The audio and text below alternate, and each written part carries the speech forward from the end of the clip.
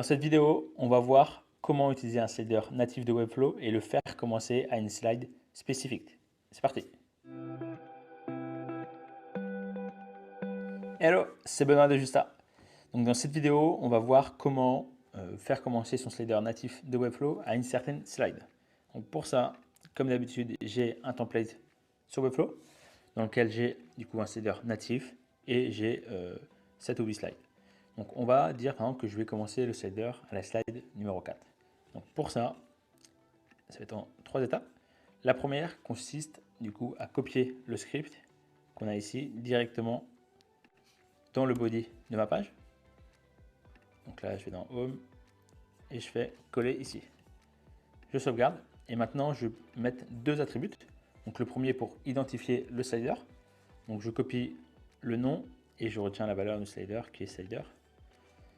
J'identifie mon slider, donc c'est bien cet élément là, au-dessus du masque. Je vais dans les settings de celui-ci, dans les attributs, et je mets la valeur slider. Donc ça, c'est la première étape. Ensuite, il va falloir que j'identifie la slide à laquelle je veux commencer. Et donc, je copie cet attribut-là. Et donc, on a dit qu'on faisait commencer à la slide numéro 4. Donc, je prends vraiment l'élément slide, donc identifié avec l'icône S dans Webflow.